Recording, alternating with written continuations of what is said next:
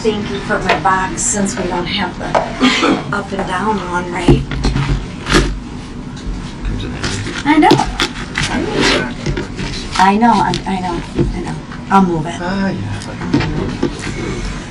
Well, good morning, everyone. Today we're going to talk a little bit about savings. On July 4th, we are celebrating America's 250th birthday. We Republicans, we believe in patriotism. We actually love America. Compare and contrast that to the other side.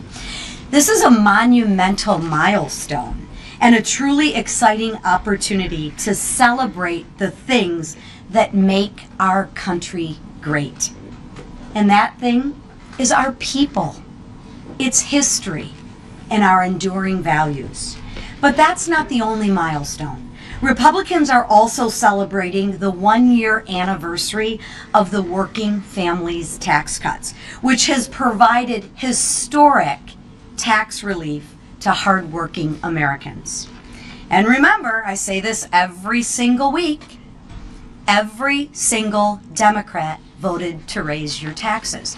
So I find it kind of comical that they're talking about gas prices and how much this 3-month gas price window has affected the American people. And you know what? It has for 3 months, let's be honest. But why aren't they talking about the fact that they voted for a permanent tax raise, not for 3 months, but forever, because they all voted to raise your taxes? They forget that little footnote at the end of their little commercial that they run. So remember, every single Democrat voted to raise your taxes.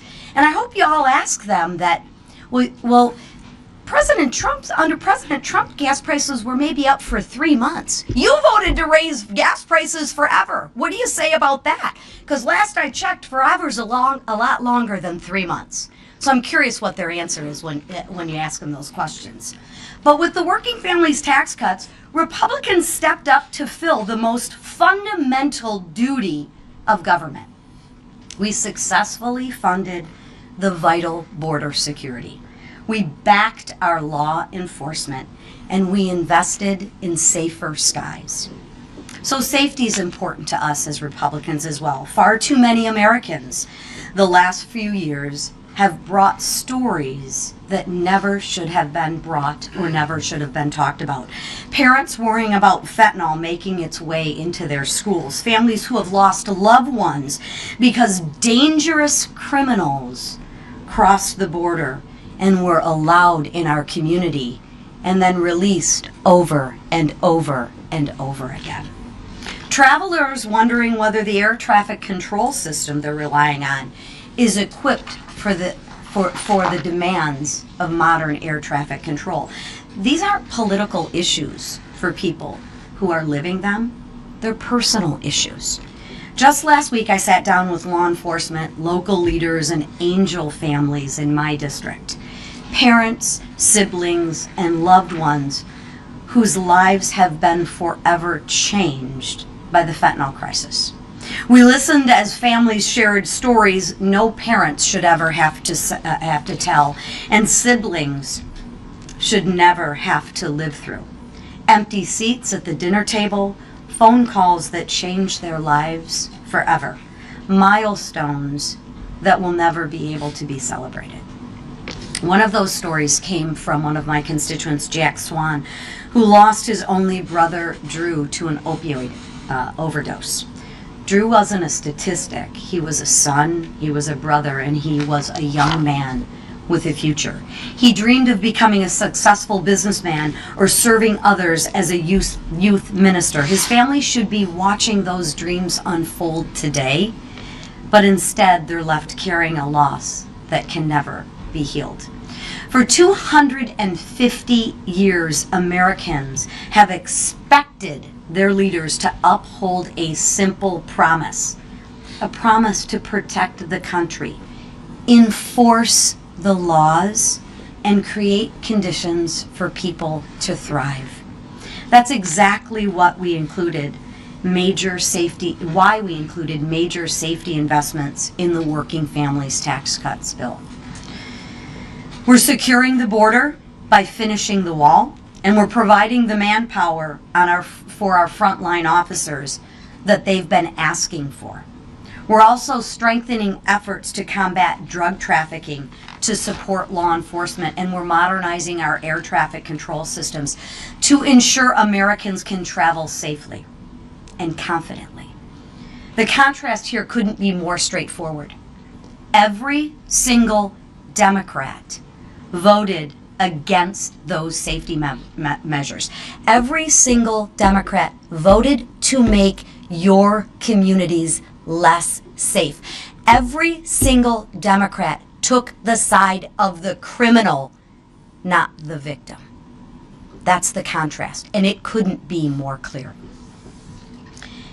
And I'm going to remind everybody again, every single Democrat thinks the government is a better steward of your hard-working tax dollars than you are, because every single Democrat voted to raise your taxes. So while they want to talk about a 3-month blip in gas prices, ask them what they think about a forever tax raise, and ask them why they voted to lower your taxes. Ask them why. Why did you vote to raise every single American's taxes? Why?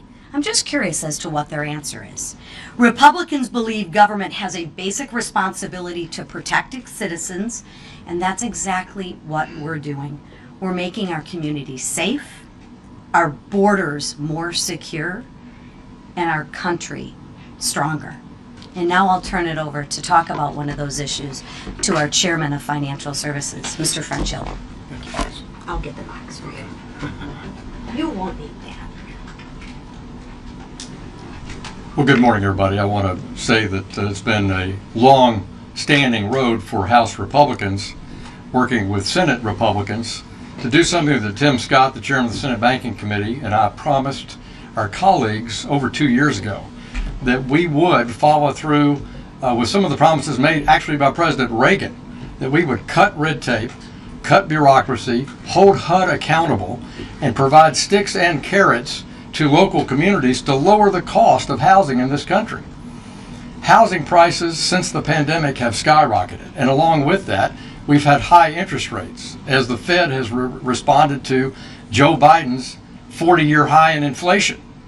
High interest rates, high costs have really burdened a lot of our families to where the average young person trying to buy a home today is 40. I bought my first house at 30. So I recognize that, and I empathize with it, because the single family mortgage rate when I bought my first house was 15% fixed for 30 years. 15% fixed for 30 years. So saving that money, having that down payment, having something competitive, we all empathize that here. We all know about the burden of saving and having that first home. This bill lowers the cost per square foot, gives incentives to blue states and red states to cut their burdensome zoning and development regimes that cause it to not be built in a lot of communities and not be built affordably. And it increases accessibility. Republicans in the House, we want to hold HUD accountable, one of the least accountable agencies in the federal government. Just in Little Rock, I have investigations going on Jacksonville, Maumelle, North Little Rock, and Little Rock public housing agencies for mismanagement. So who's responsible for that? HUD is ultimately responsible for oversight of our public housing so that our tenants have a safe, clean, affordable place to stay and try to grow their families. Last night, Emmanuel Cleaver on the House floor, a Democrat from Kansas City, summarized it pretty well from his perspective, a guy who grew up in public housing in East Texas. He said, we always had a home in our family, but we didn't always have a house to put it in. It was a really touching moment on the House floor. This isn't about suddenly that a bill is too Democratic or too Republican. This bill is for the American people. And it's center-right Republican policy, much of it derived from Ronald Reagan's own commitment to reform HUD. In this bill, we're legislating for the first time since 1982 new building codes for the Department of Housing and Urban Development on manufactured housing, on modular housing. This lowers the cost whether you're in a rural area or an urban area. So this is a good supply-side bill. And when you combine it with what we did for community banking, for Main Street community banks across the country, it's a real win. Who provides the capital to build houses in this country? 6 out of 10 home loans in this nation are loaned to a builder or to a couple building a house from a bank under $10 billion. Our community banks make 60% of the home construction loans in this country. And we've married those ideas of capital supply side, cutting red tape, holding HUD accountable, and making what HUD programs we have more forthright, more effective. We took out environmental reviews so that some housing department in Little Rock, Arkansas can use home funds to build a house. They have to go through an environmental review? Really? Come on. It's nuts. And that's where we found consensus between Republicans and Democrats on both sides of the aisle to pass this bill with large majorities. And I want to thank John Thune, Mike Johnson, Steve Scalise, leadership working with the 2 committee chairs in both chambers to let the process play out. Let's show the American people what legislating looks like. Let's show the American people how you bring together and do something on a bicameral basis. And we did that. And we did that in conjunction with President Trump and his priorities, which are reducing regulation, enhancing community banks. And one of his goals announced in the State of the Union was he doesn't want a mom and a dad trying to buy that first home to find out that they were outbid for cash by some institutional investor at some big company off in New York or somewhere. It's a legitimate issue. And Tim Scott and I found a way to put that into law that, in our view, meets the president's test, but absolutely will not reduce capital flowing into housing, which has been my top goal. Lower the cost of housing, make it more affordable, more accessible, encourage the banks to lend more that have been shut down since the global financial crisis in 2008. And this bill does that. And so I'm proud of the work that both chambers struggled through. For those of you who cover this every day, you know the back and forth between the House and Senate. But it's a successful today, and I'm proud of the work of the House and Senate to get people to yes. And so I yield back. All right. Excuse me. Yeah, great job, French. You and your committee. All right. This week, House Republicans are once again demonstrating that our focus is on governing. Thanks to the excellent leadership of Chairman Tom Cole and the Appropriations Committee, we've already passed 2 appropriations bills for the fiscal year 2027. And this week, we're going to pass 2 more. Since 1990, Congress has only passed all appropriations bills on time twice. In 1995 and in 1997, when Republicans controlled both the House and the Senate. I don't know when it became an anomaly for Congress to get its job done on time, but House Republicans are going to do what we were sent here to do. We're going to govern. When Nancy Pelosi controlled the House, she delayed the appropriations process so Democrats could appease their far-left Marxist base. With Republicans in charge, we're returning to regular order. Thank you, Mr. Speaker. Passing single-subject funding bills ending waste, fraud, and abuse in government programs.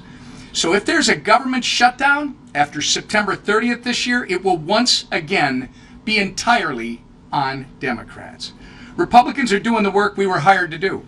And we're on track to get all 12 appropriations bills on time, done on time this time.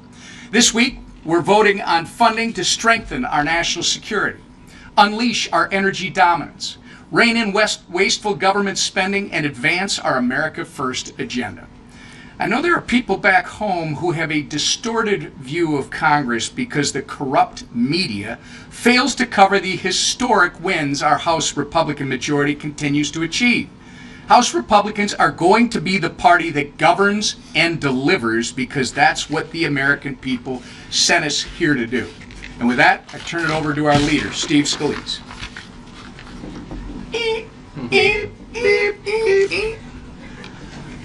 Thank you, Whip. I first want to express my condolences to Hakeem Jeffries for the devastating defeat that the voters of New York imposed upon him last night in his own backyard in Democrat primaries. You could call it the Bolshevik Revolution of 2026, but the Mamdani takeover of the Democrat Party is official now. We've been talking about it for months, this move to the Marxist socialist left by the Democrat Party. They've become an unrecognizable party. You cannot recognize who the Democrats are anymore. This is surely not your father or grandfather's Democrat Party. They've fully embraced socialism. You look at some of the things that they talk about. They want to defund the police. They want to basically just get rid of the free market capitalist system that we have. And they're backing it up with their votes here in Congress. Lisa talked about it. Our conference chair talked about it in relation to the working families tax cut. Today we look at global oil prices and they just dropped below $75 a barrel this morning. That's because of President Trump's leadership.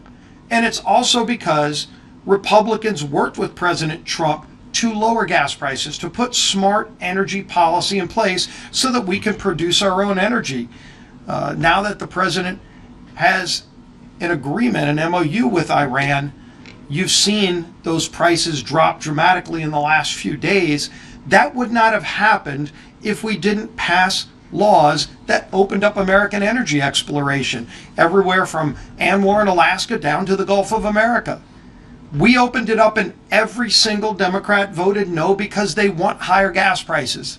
Democrats are not happy about it. They talk about gas prices, but when you see them dropping, it's clear that the reason those prices are dropping is because we passed smart energy policies that every Democrat opposes. You're going to continue to see this drumbeat of Republicans focusing on helping make life more affordable for working families on every front. Chairman Hill just talked about it with the housing bill, a really important bill to lower housing costs. We delivered for American families. We did it for energy costs. We're doing it for a number of other issues, and we're not done. We're still bringing bills to the floor to address, of course, the funding of government, to have proper, responsible funding of government. Going to keep moving those appropriations bills. NDA is going to be coming up next week to properly fund our nation's defense. We've got a major transportation bill. The surface transportation bill is moving through the committee process. It's been through 2 committees. It's got Ways and Means still before it comes to the House floor. And I'm sure the speaker's talked about it because the speaker's been involved in this directly too.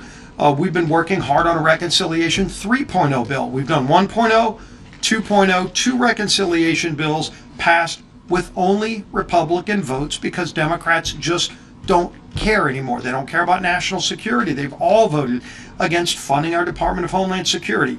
And what we're focused on now is fraud, trying to get fraud addressed with Reconciliation 3.0. We are not done working and delivering for the American people while the Democrats are fighting to see how far left to the socialist left they can go. And we're proud that we're led by our Speaker, Mike Johnson. Thank you. Glad French Hill is here. Chairman Hill did an extraordinary job in the housing bill. We'll talk about that in a moment. But I've got to address a very sobering reality that is facing the country this morning. I did it with the House Republicans, and I was pretty animated this morning. I was up late last night, as I'm sure many of you were, and you saw the result of this latest, these primary elections for the Democrat Party.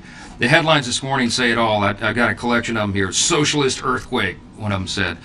Mamdani candidates sweep New York House races. These are socialists. These are Marxist in their ideology.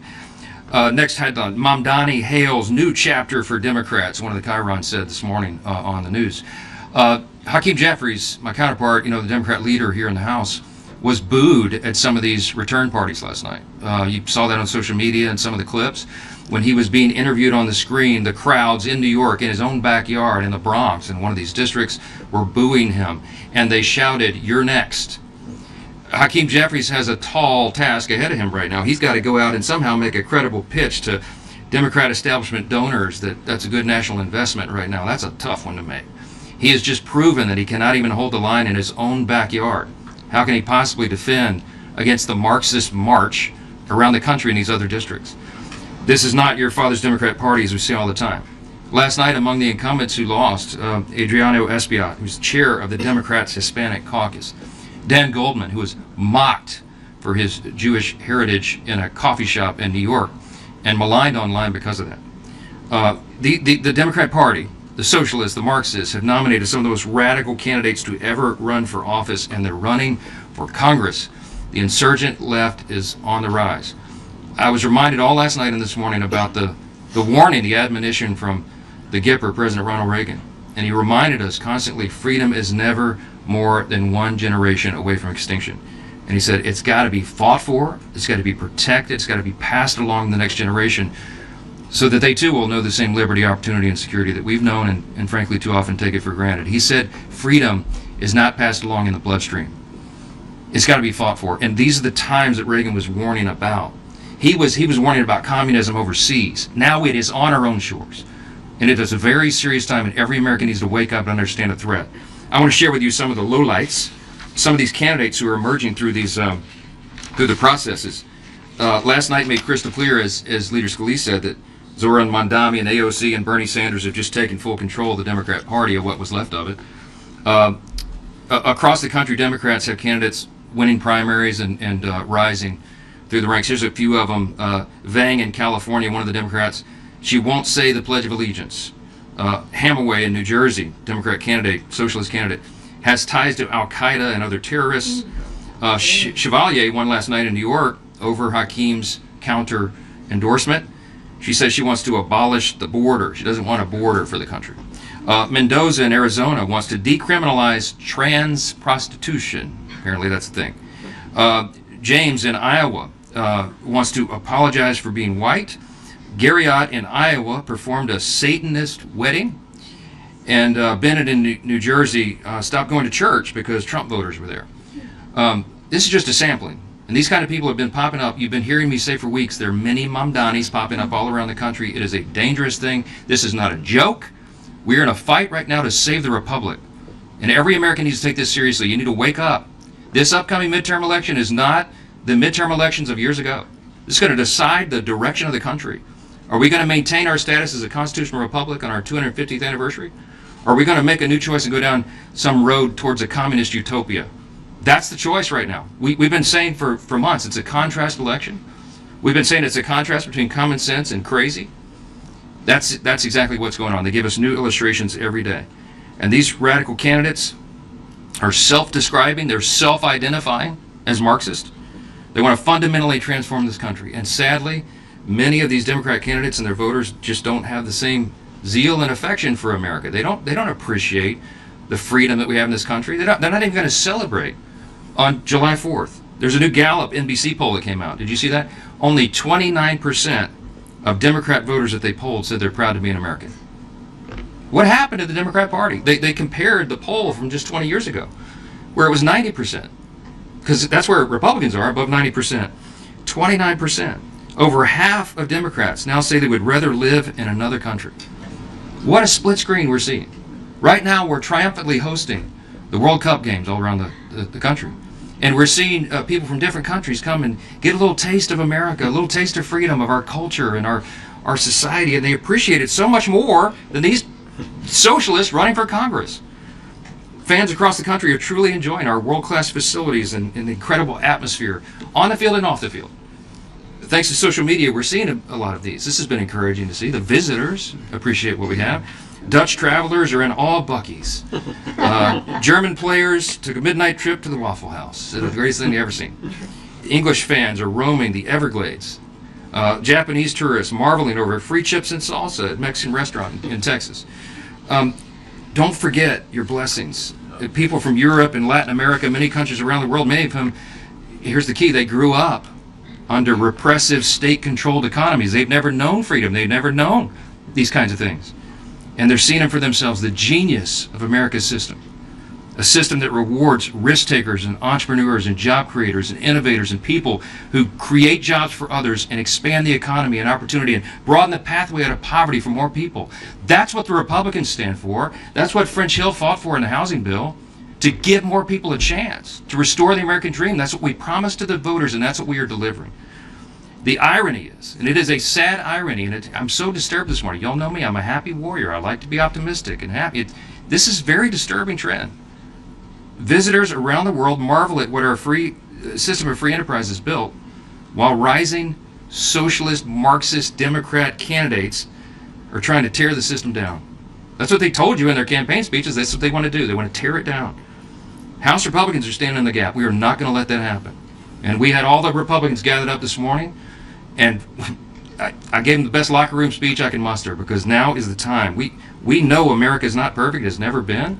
But we've been in a gradual process of making a more perfect union for almost 250 years now. We're going to continue that. America's created more prosperity. It's lifted more people out of poverty. It's expanded more opportunity and innovation than any other country in the world. It's not even close. This is the greatest nation in the history of the world. It's not even close. Look at any objective factor. You hear me say it all the time. We're the most free, most successful, most benevolent, most prosperous nation that's ever been. And it's not by happenstance. It's because we're built on very firm foundational principles that the Marxists and the socialists have disdain for. What are the principles of America? I mean, it's not a rhetorical question. You all should be able to answer it. Things like individual freedom, limited government, the rule of law, peace through strength, fiscal responsibility, free markets, human dignity, the sanctity of all life. Why? Because it's articulated in the nation's birth certificate and in the Declaration. It says right there in the second paragraph. We hold these truths to be self-evident. What is a self-evident truth? It's something you have to know. It's obvious. We hold these truths to be self-evident, that all men are created equal. It does not say just born equal. It says created equal by someone. And it's our Creator, God, who gave us our inalienable rights. Among those rights, life, liberty, and pursuit of happiness. Such a profound statement. When they did that 250 years ago, they were saying something, the bold proclamation of a self-evident truth. And the implication is that every single person is made in the image of that Creator, because the guys that wrote that, the men that wrote that, the founders that wrote it, were students of Scripture. And they understood, because everybody's made in the image of God, it means every single person has inestimable dignity and value. And your value is not related in any way to the color of your skin or what zip code you live in or what your talents are. It's all irrelevant. Your value is inherent because it's given to you by God. The Marxists and the socialists do not believe what I just told you. They don't believe it. Marxism, Karl Marx, his philosophy begins with the premise that there is no God. The state is the God. The state is the one that gives you your rights. And guess what? When the state gives you all your rights, the state can take the rights away. Nobody's telling all these little young self-described socialists, oh, we'll give you free stuff, but you're going to have to give up your freedom to go along. They don't tell them that. This thing's going to crash and burn. It always has throughout history. And the lesson of the 20th century alone is that tens of millions of innocent people have died because of these crazy, quixotic notions. We have to stand for freedom. We got to stand for America. We got to stand on the 250th birthday with greater conviction, clarity, and consistency than we ever have. I'm glad that millions of visitors here for the World Cup see that. I'm glad they got a little timely reminder. They've given us one. All our faults and disagreements aside, America's filled with the most decent and faithful people. This grand experiment in self-governance has worked because we have adhered to the foundations, and we have to defend them. And that's what the Republicans are doing right now. We're defending the foundations of the greatest country in the history of the world, not against your father's Democrat Party, but now against the Marxists. And we're ready for the fight. I'm telling you, the House Republicans are fired up for this. We're going to win this midterm election. We're going to maintain the beacon of hope and freedom and opportunity that this country has always been. Indeed, as our first Republican president Lincoln said, and as Reagan repeated, America is the last best hope of man on the earth. I'm up to fight. These guys are up for the fight. This chairman's up for the fight. All our colleagues are. I'll take a few questions. Yeah. Speaker Johnson, in the process of this press conference, President Trump announced that he is canceling the bill signing for the housing bill that you all were just talking about. So he's canceling it until the SAVE Act is passed. All of this process is always passed with such bipartisan support. Minor importance that it pales in comparison to the SAVE Act. What is your reaction? Yeah, my reaction is, truth of the matter, I spoke to the president for 20 minutes before I went in and gave that rousing speech to the House Republicans this morning. He and I've talked about this a lot. He has expressed the priority and the preference of the Save America Act. We share that. We passed it 3 times in the House. The latest version was passed a few months ago, and it has proof of citizenship to register to vote, and the proof of showing a photo ID when you show up to vote. Basic issues that 90% of Americans agree. 70% of Democrats think you ought to have a photo ID to vote, and citizenship to vote in an American election is already in the law. But we have to enforce it because you got a few blue states that don't do that. The president believes in election integrity. He talks about it all the time, and we do as well. In act and deed, we have stood for that. We've passed the Save America Act again. Here's this. Let me finish this. This is very important. That is the top priority. Because if you do not have safe elections in this grand experiment in self-governance that we have in a constitutional republic, you don't have anything. And we got to ensure it. We have to press for election integrity measures. That's why we've made it a top priority. It has been stuck in the Senate, and here's why. Because no Democrat in the House or Senate will vote for the Save America Act. Those two things I just told you, they vote against that every single time, and they will. Why? You ask that. That's a rhetorical question. You should go ask them the actual question. Why? Are you against proof of citizenship and a photo ID? Why is that? They can't give you a cogent answer. The reason is they do want to allow for cheating and fraud in the elections because it is the only way that the Marxists can win. They cannot win on their ideas.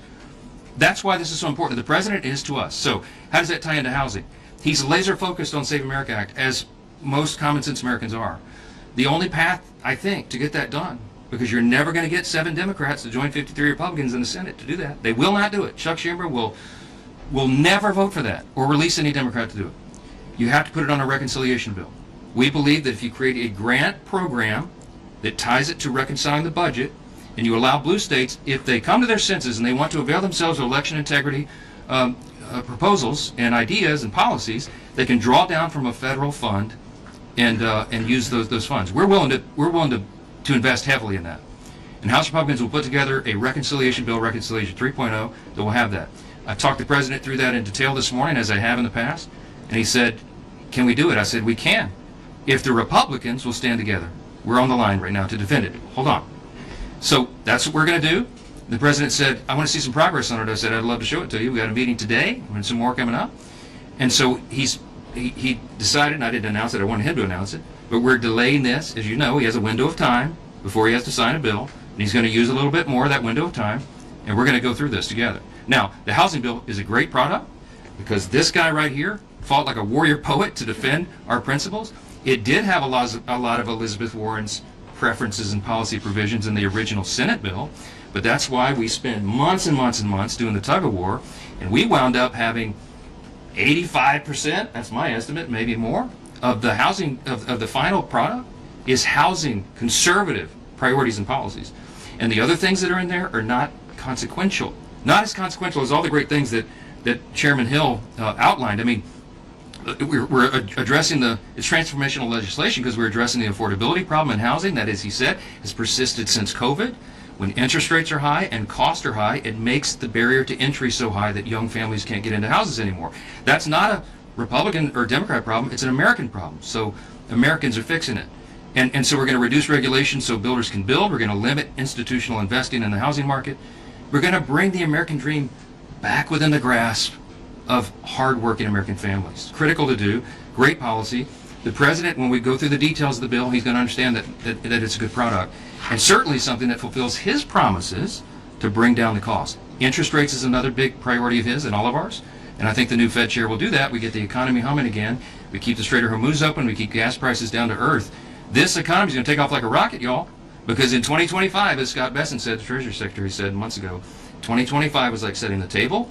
The feast and the banquet in the economy is in 2026. We were doing that in the first quarter. We had the Iran skirmish. We settled that thing out. We're cooking with gas. We love to do it, yeah. So is it your understanding that President Trump is going to sign the housing bill at a later date? And how much later can it go? Because as you said, affordability is huge for Americans. This is a key bill to do it with. Yeah. If it doesn't get signed by the You're talking about days. You know the window of time for, yeah, it just passed last night, right? So 10 days is my estimation. He'll do it within that 10-day window. So, yeah. Speaking of the will power rights, the Supreme Court is going to rule on applications this week on President Trump's challenge for princess. And that comes as Republicans, as you said, and the White House are celebrating the U.S. men's national team, whose top scorer is a princess. How should Americans square what looks like a celebration of immigration with efforts to criminalize princess? Yeah, so like all good things, they can be abused, and birthright citizenship goes back to the root of the country, the history of the tradition. You look at the original intent of the Constitution and the founders and what they were doing, of course, they were facing a very different set of circumstances than we're facing now. We know that it's been abused in recent years because people have literally just come over the border just to have a baby so that they can avail themselves of the social welfare system of America. As I mentioned earlier, we're the most benevolent nation in the history of the world. This must be done within reason. And so that's why the arguments were presented to the Supreme Court. Is it time to reevaluate that? We'll see where the court comes down on it. I think they're going to look at that as originalists as they are as textualists. I think they're also going to consider the factors that are at issue and the strength and stability of the country. The president makes some very compelling arguments. A lot of people do, and we'll see how that shakes out. So I don't think it's inconsistent at all. I think we can celebrate immigration, legal immigration. We are a nation of immigrants, as we all recognize. My grandfather came over on a boat from Sicily with 8 siblings and started a fruit stand, you know, and I'm the Speaker of the House. Only in America, okay? But we embrace that. We know that that's part of our history, but we also expect that people will come, they will follow the spirit and the letter of the law, they will assimilate to our country and not try to transplant Sharia law and all these other things and change who we are. And I think that's a very important thing for American identity, and I look forward to the court's opinion. Yes, sir. Last question, guys. Well, when you're talking about the grant program to make this include that part of the reconciliation bill, what kind of funding are you talking about here? Stay tuned. We're working through that, okay? Doing a reconciliation bill is a very complicated process of consensus building, where we have a collection of ideas that I think every Republican certainly agrees with in principle, and they want to make sure, we all want to make sure, that no Democrat can go out and say we cut any service. They absolutely lied to you breathlessly for months about the first reconciliation bill, what it did. Strengthening Medicaid, putting in program integrity measures and making sure that it's there for the people that actually are eligible for it and use it, and getting fraudsters out of the system and young able-bodied men who are gaming the system and riding the wagon and illegal immigrants off the system is what we did. Democrats lied about it, said that we took Medicaid away from people. It's just simply not true. We strengthened it for the people that need it, deserve it, and are legally allowed for it. We're going to make sure that what we put in this bill is ironclad, ironproof, and can get every vote. And I'm very optimistic about it. There's some big priorities for the country and America, and sadly, no Democrat will give a vote for any of that, because they just showed you what they're about last night in those elections, and there's more of that to come, I fear. It is a very sad, dark harbinger for the future of America, but I will say this, and let me leave you with this thought. This election, this midterm, I said it's unlike any other in the past. There's no playbook for this. We're in uncharted waters. This election is a bridge election. And let me tell you why we're hopeful. Because when the Republicans win in November and we hold this majority, no matter how big the majority is, we can deal with small majorities. We've been doing that, all right? I think it'll be larger. But when we hold the majority, no matter what the number is, then we get to 2028. Let me tell you what's coming next, the presidential cycle. How many of you know the Democrats have a much more shallow bench than Republicans do for the presidential cycle? We're going to have a great year in 2028. And we're going to hold the White House, the Senate, and the House again. Then we're going to get to 2030. And you know what's going to happen in 2030? The census will happen, and it will reflect the mass exodus of population out of the blue states like New York, New Jersey, California, these socialist utopias that they're trying and everybody's fleeing from. You know where they're moving? Texas, Florida, Tennessee, the Carolinas, the red states. So when the census reflects the population shift, there's a reapportionment of congressional seats, and guess what's going to happen in 2030? The red states are going to get a bunch more House seats. We're going to be back in a time where we can build a larger majority, we can hold the republic, we can keep it for 100, 200, 300 more years, should the Lord tarry, and we will send the Marxists packing. That's not who we are in America, and we're looking forward to November. Thanks for being here.